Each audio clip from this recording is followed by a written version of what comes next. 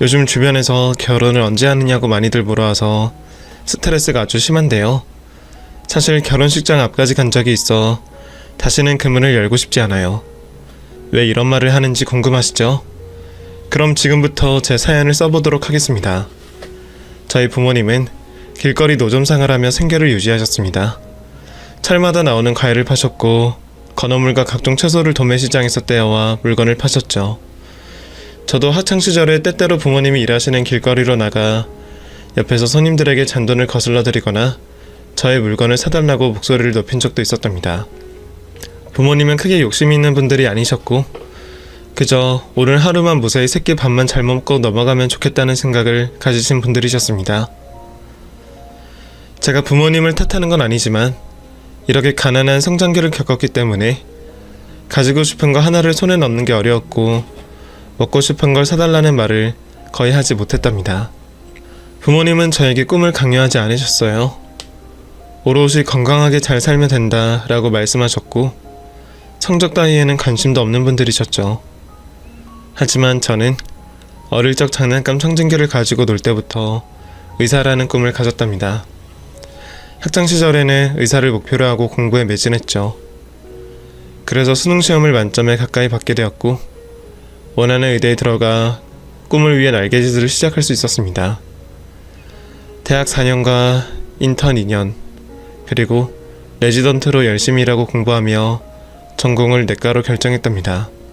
별다른 이유가 있어 내과로 정한 건 아니고 교수님들이 제가 가장 잘할 수 있는 학과를 조언해 주셔서 내과 전문의가 되었답니다. 이렇게 되기까지 부모님 도움 없이 혼자 해냈죠. 그래서 부모님은 늘 저만 보면 미안하다는 말부터 하셨답니다. 저야 누구나 다 이렇게 살고 학자금 대출금을 갚는 직장인들이 태반이라며 부모님이 잘못한 건 하나 없다고 알려드렸죠. 부모님이 경제적인 도움을 주시진 못했지만 정신적으로 누구보다 큰 힘을 주셨기 때문에 제가 의사가 될 수 있었던 것 같습니다. 제가 경제활동을 해오며 번 돈은 꽤 많았어요. 대학병원의 전문의로 일하고 있으니 생각 이상으로 많은 돈이 벌리더라고요. 저는 목돈을 모으고 가장 먼저 부모님께 단독주택을 마련해 드렸습니다. 좁은 빌라에서 평생을 벗어나지 못하고 갇혀 지내시는 것 같아 딸로서 효도를 하고 싶어 부모님 집부터 장만해 드렸죠. 물론 부모님은 제 선물을 강하게 거부하셨습니다. 평생 해준 것도 없는데 왜 이런 짓을 하느냐며 혼까지 났습니다. 선혜야, 엄마 아빠가 집이 없는 것도 아닌데 왜 쓸데없는 짓을 하고 그래. 우린 여기서 쭉 살아도 상관없으니까 단독주택은 네가 들어가 살아라. 너야말로 병원 앞에 좁은 집에서 혼자 지내는 게 얼마나 답답하니? 엄마, 나 돈 잘 벌어. 대학병원 전문이라고. 내 집은 내년에 살 계획이니까 걱정 말고 큰 집으로 이사 가세요. 부모님이 집을 받으셔야 내가 어디 가서 잘난 척도 하고 엄마한테 평생 생색내면서 살 거 아니야. 안 그래? 에이구, 넌 어쩜 어릴 때랑 똑같니? 우리가 노점상에서 일할 때 네가 옆에 붙어서 장사하겠다고 지나가는 행인들한테 소리를 고래고래 지르던 때랑 하나도 변하지가 않았어. 내가 낳은 새끼지만 정말이지 똥도 버리기 아까운 녀석이야. 정말? 내 똥까지 탐내는 거야? 엄마, 내가 어떤 딸인지 알고 있으면 잔소리 그만하시고 얼른 이사 준비하세요. 그리고 벌써 집안에 가전제품이랑 살림살이 다 채워놨으니까 오래 쓴 물건들은 다 버리고 가시면 돼. 괜히 아깝다고 20년 쓴 선풍기 같은 거 들고 가지 말란 말이야. 아유, 우리 딸이 이렇게까지 엄마 아빠를 생각해주니 너무 고맙다. 그런데 선혜야, 앞으로는 우리한테 신경 쓰지 말고 네 인생에만 집중해. 네가 잘 사는 걸 보는 게 우리의 낙인데 이렇게 삐쩍 말라있으면 엄마 가슴만 아프다고. 밥 좀 잘 챙겨 먹고 쉴 때는 여행도 다니고 그러란 말이야. 부모님은 늘 이렇게 제 걱정을 많이 해주시는 분들이셨습니다. 얼마 뒤 제가 마련해준 단독주택으로 이사를 하셨는데 새 냉장고와 소파, 기타 많은 물건들을 아까워서 쓰지 못하고 계셨답니다. 딸이 사준 것들인데 어떻게 함부로 쓸 수 있겠느냐며 손도 대지 않으셨네요. 저는 그 집과 더불어 인턴 때부터 줄곧 한 달도 빠지지 않고 부모님께 용돈을 드렸습니다. 사실 자랑하려고 하는 말이기도 하지만 제가 얼마나 부모님을 사랑하고 존경하는지 알려드리고 싶었습니다. 그렇게 30 중반까지 큰일이나 특별한 일 없이 의사로 살았습니다. 한편 저에게 고민 하나가 있었는데 바로 결혼이었습니다. 저와 동기인 의사들은 죄다 시집장가를 가서 아들 딸 낳고 잘 살고 있었는데 저는 아직까지도 남자친구가 없어 고민이었답니다. 부모님은 인연은 언젠가 꼭 찾아오게 되어 있고 결혼은 필수가 아닌 선택이라고 조언해 주셨습니다. 남들이 한다고 똑같이 하는 게 꼭 정답이 아니라면서 다른 시선을 생각하지 말고 오롯이 제 마음이 움직이는 대로 살라고 말씀해 주셨습니다. 이렇게 부모님의 말씀을 글로 적어보니 정말 대단하고 훌륭한 분들이라는 생각이 드네요. 여하튼 남자를 대학 때 이후로 거의 사귀어보지 못한 저를 안타깝게 본 사람이 있었습니다. 저희 대학병원의 이사장님이 저를 예뻐해 주셨는데 왜 아직도 혼자냐고 하시며 당신의 조카를 소개해주고 싶다고 하셨죠. 인물도 좋고 머리도 좋아 명문대를 나왔고 거창하게 사업까지 하고 있는 엘리트라고 말씀하셨답니다. 이에 저는 그렇게 잘난 남자가 왜 저를 만나겠느냐며 거절했는데 이사장님이 저를 조카 며느리로 삼고 싶으시다며 여러 번 저를 설득하러 오셨답니다. 그리하여 한번 만나보기로 했습니다. 남자가 대단한 사람이긴 하지만 저 또한 자랑스러운 직업을 가지고 있었으니 꿀릴 게 없다는 마음으로 소개팅 자리에 나갔답니다. 카페에서 저를 기다리고 있는 그를 본 순간 이사장님께 큰절이라도 올려야겠다는 생각이 번쩍 들었습니다. 영화배우 뺨치는 외모에 훤칠한 키 그리고 풍기는 분위기까지 모든 게 마음에 들었습니다. 저는 애써 아무렇지 않은 척하며 묻는 말에만 대답하고 시크하게 앉아 있었는데 그이가 저에게 대뜸 사귀어보자고 싶다고 말을 해서 허걱하고 놀라고 말았습니다. 처음 만난 자리에서 그것도 1시간도 되지 않았는데 벌써 제가 마음에 들었다며 결혼을 전제로 사귀어보자더군요. 마음 같아선 바로 좋다고 말하고 싶었지만 여자로서 자존심이 상하는 일이었으니 생각할 시간을 달라고 했습니다. 그래서 몇 주 동안 썸을 타듯이 만나며 그 남자의 성격을 제대로 알고 나서야 사귀기로 결심했습니다. 포근하고 자상하며 배려심이 넘치는 사람이어서 이런 남자와 평생을 함께하면 후회 없는 인생을 살 것 같더라고요. 그래서 저희는 결혼을 전제로 6달의 연애를 하게 되었고 곧 양가 부모님께 인사를 드렸습니다. 친정 부모님은 언제나 그러하듯 저의 선택을 존중해 주셨습니다. 예빈한 편이 크게 사업을 하는 사람이건 소박하게 사는 사람이건 상관없이 제가 사랑하고 평생을 함께하고 싶은 사람이라면 누구라도 좋다고 말씀해 주셨답니다. 그리고 시어머니를 뵙게 되었는데 첫 만남부터 조금 불편했습니다. 말투며 행동이며 남편과 닮은 구석이 하나도 없었습니다. 굉장히 까칠하고 말을 곱게 하지 않는 분이셨습니다. 너는 직업이 의사라고? 직업은 좋네. 집안에 사자 하나씩 있으면 손해볼 게 없잖아. 그런데 부모는 뭘 하시나? 네, 저희 부모님은 고물상을 운영하고 계세요. 뭐 고물상? 폐지 주워도 파는 그런 곳을 말하는 거니? 네, 맞아요. 저희 부모님은 노점상부터 해서 시장 바닥을 거쳐 지금의 자리까지 오르셨어요. 하루하루를 열심히 사시는 분들이죠. 세상에 열심히 살지 않는 사람이 어디 있니? 그런데 고물상은 좀 그렇다. 왠지 냄새나고 더러운 일 같다고. 어머님 말씀대로 일이 힘들고 지저분한 물건을 많이 접하게 돼요. 하지만 제가 하는 의사와 다르지 않은 직업이라 생각해요. 고장난 걸 다시 고쳐서 쓰려고 거치는 공간에서 일하는 게 꽤 자랑스럽거든요. 그러자 시어머니는 콧방귀를 끼며 깔깔 웃으셨습니다. 아주 의미심 나셨네. 그래, 너희 부모님 아주 잘나셨다. 됐니? 그깟 고물상 하는 걸 뭘 그렇게 비유를 해대면서 입에 침을 발라가며 떠들어대니? 그만하면 알아들었으니까 네 부모 자랑은 그만해라. 여하튼 집안이 좀 빠지긴 하지만 네가 의사라고 하니까 크게 상관은 없을 것 같다. 내 아들 등골 빼먹는 짓은 안 할 거 아니야. 혹시 너 빚이 많아서 내 아들이 갚아줘야 하고 그런 건 아니지? 네? 아, 네, 그럼요. 전 빚 같은 건 없고 어머님 아들이 저희 부모님에게 뭘 해드리지 않아도 됩니다. 제가 다 해드릴 수 있으니까요. 오케이, 좋아. 이만하면 됐다. 성격이 시원시원하니 마음에 드네. 대학병원 전문의를 내 며느리로 들이면 어깨에 뽕도 들어가고 좋을 것 같아. 둘이 결혼해. 시어머니가 말씀을 까칠하고 조금 재수없게 해서 결혼 허락을 쉽게 받지 못할 줄 알았는데 예상외로 첫 만남에서 허락을 받게 되었습니다.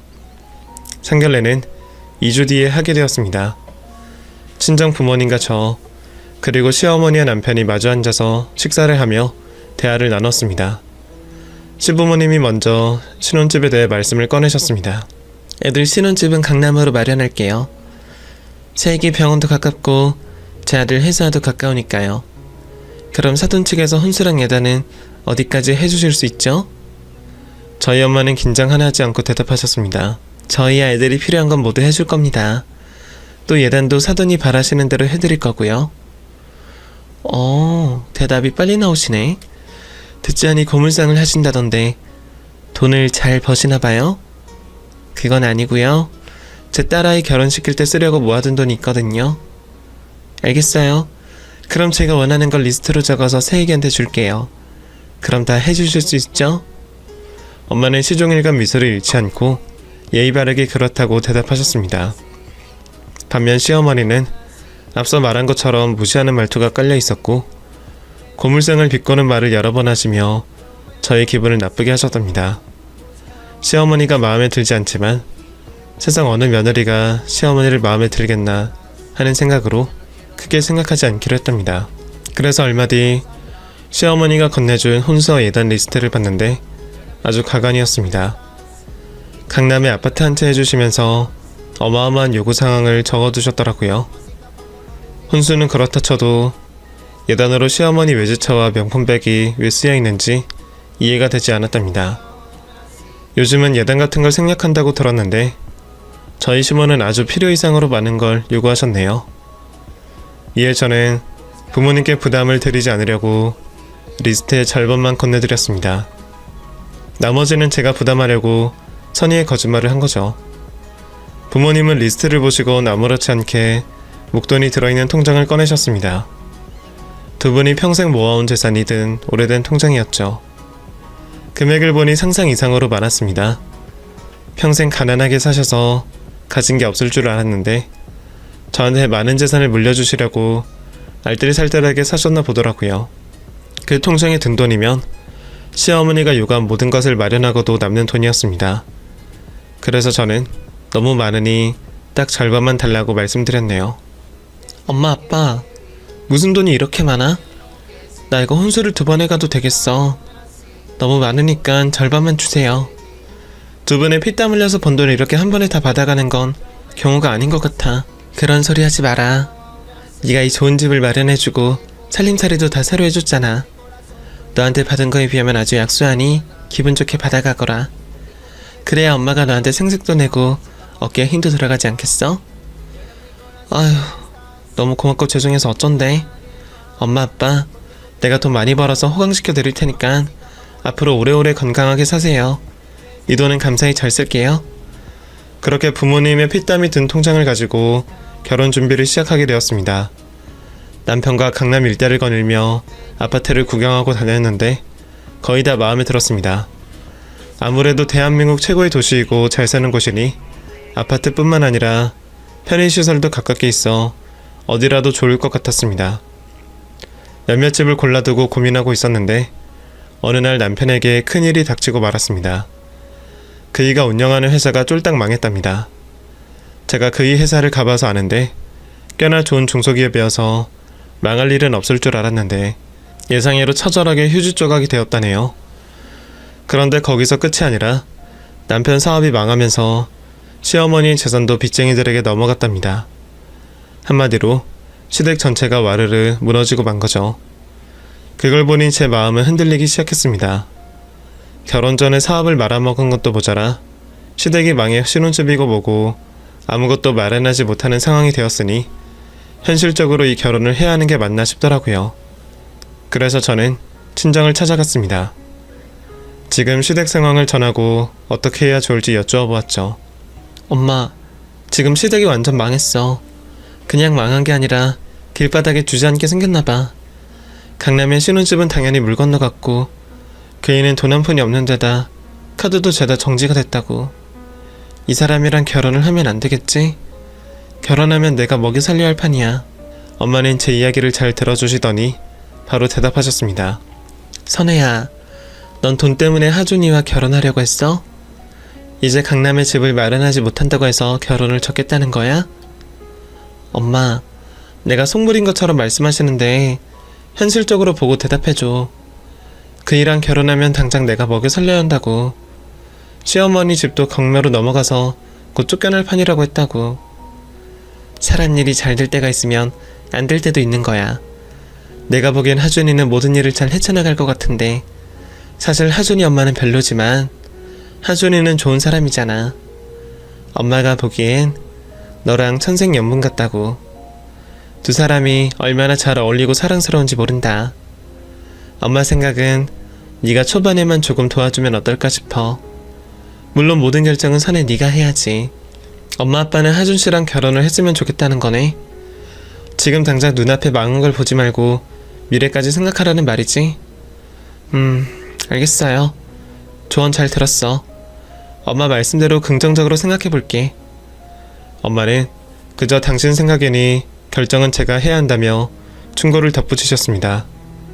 며칠 고민을 해봤더니 남편과 헤어지는 건 어려울 것 같았습니다. 엄마 말씀대로 제 인생을 통틀어 부모님 다음으로 사랑하고 좋은 사람이었으니까요. 그래서 그이가 사업에 성공하는 날을 기다리며 신혼살림을 차리기로 결심했습니다. 저는 남편을 찾아가 제 마음을 이야기해 주었습니다. 자기야, 우리 결혼은 약속대로 진행하자. 생각해보니 당신 사업이 망한 거지 당신이라는 사람은 망한 게 아닌 것 같더라. 내가 충분히 커버해 줄 수 있으니 신혼살림 차려서 같이 시작해보는 거야. 선혜야, 정말이야? 고마워. 사실 너한테 차일까봐 조마조마했는데 오늘 이렇게 반전대답을 들으니 너무 기쁘다. 진심으로 고맙고 사랑해. 나도. 그럼 신혼집부터 다시 찾아보자. 난 강남에 아파트를 마련하지 못해. 형편에 맞게 조금 오래된 아파트로 알아보자. 그럼 난 어디든 자기랑 함께라면 좋다고. 당신 마음에 드는 곳으로 신혼집을 정하자. 그이는 저에게 진심으로 고마웠는지 눈물까지 흘리더군요. 그리고 평생 빚을 갚는 심정으로 저에게 잘한다고 맹세했습니다. 그래서 남편과 서울에서 집값이 조금 저렴한 곳을 찾아다니며 여러 집을 구경했답니다. 저는 다 좋긴 했는데 제가 일하는 병원과 거리가 좀 있어서 결정이 꺼려졌습니다. 출퇴근에 3시간 정도 소비해야 할 거리였기 때문이었죠. 그렇게 남편과 머리를 맞대고 고민을 하고 있었는데 어느 날 그이가 신혼집을 계약했다고 말을 꺼냈습니다. 거기가 어디냐고 했더니 자기를 따라오라고 하더군요. 조금 비싼 아파트이긴 하지만 대출을 끼면 충분히 마련할 수 있을 거라며 저희 병원에서도 가깝다고 말했답니다. 아무리 그래도 자기가 마음대로 집을 계약하면 어떡해. 내가 집값을 내야 하는데 당연히 나랑 상의해야 되는 거 아니야? 아, 미안해. 그런데 그 집을 탐내는 사람이 워낙 많아서 급하게 계약부터 해버렸어. 당신도 마음에 들 테니까 일단 한번 가보자. 저는 궁시렁거리긴 했지만 그이가 현명하게 판단하고 계약했으리라 믿고 따라 나섰습니다. 그런데 곧 저희가 도착한 아파트는 다른 곳이 아닌 시어머니의 옆집이었습니다. 사업이 망하며 시어머니도 곧 그 집에서 나오게 되었다는데 그 옆집에 들어가서 사는 게 여러모로 보기 좋지 않을 것 같아 말했습니다. 자기야, 어머님이 곧 집에서 나와야 한다며 경매로 팔렸다고 하지 않았어? 그런데 우리가 그 옆집에 와서 살자고? 이건 아닌 것 같아. 그게 무슨 소리야. 이 집은 엄마가 권해서 계약한 거야. 가격도 좋게 나왔고 당신 병원이랑도 크게 멀지 않은 곳이라면서 말이야. 뭐? 어머님이? 어머님은 당신이 쫓겨나는 집의 바로 옆집을 우리 신혼집으로 써도 괜찮으신 거야? 그러자 남편의 입에서 믿을 수 없는 말이 쏟아져 나왔습니다. 그야 당연하지. 우리 신혼집이지 엄마도 같이 살 집이니까. 엄마는 이 아파트 자체만 떠나지 않으면 된다고 하셨어. 그러니까 마음 놓고 계약한 거야. 이제 잔금은 당신이 해결하면 돼. 잠깐. 방금 뭐라 그랬어? 어머님도 같이 살 집이라니? 설마 우리 신혼집에 어머님을 모시고 살자고? 저희가 한마디 상의도 없이 신혼집을 계약한 것도 말도 안 되는 일이었는데 시어머니를 제 돈을 주고 사는 신혼집에 모시자는 말 같지도 않은 소리를 하더군요. 저는 하도 기가 막혀서 빈집에서 소리를 질렀습니다. 당신 너무하는 거 아니야? 그런 결정을 당신 마음대로 하는 게 어딨어. 그건 절대 안 돼. 난 죽어도 시어머니랑 한 집에서 못 살아. 자기야, 흥분하지 마. 엄마랑 살면 여러모로 좋을 거야. 살림도 봐주실 거고, 나중에 우리가 아기를 낳으면 엄마가 봐주실 거라고. 이 정도면 같이 살아도 좋은 거 아니야? 우리 엄마 오갈 데가 없어서 그러는데 당신이 한 번만 봐주면 안 될까? 내가 이렇게 부탁할게. 자기는 지금 한마디 의논 없이 모든 걸 결정했어. 당신 아무래도 이상해. 이거 다 어머님이 시켜서 한 거지. 솔직히 말해봐. 남편은 저의 질문에 쉽게 여유를 열지 못하더군요.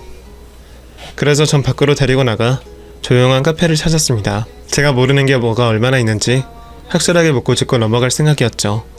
당신 내가 아무리 생각해봐도 이상해. 성실하고 착한 건 다 알겠는데 왜 한마디 말도 없이 집을 마음대로 계약한 건지 모르겠어. 솔직히 말해봐봐. 당신 마마보이야? 어머님이 시키면 다 고지고대로 하는 사람이었어? 그게 엄마가 내 삶에서 차지하는 부분이 많아서 그래. 내가 엄마 아니었으면 어떻게 명문대를 가고 사업을 할 수 있었겠어. 날 잘 키워주신 분이니까 꼭 모시고 살았으면 해. 내가 나중에 사업에 성공하면 그때 집을 마련해 드릴게.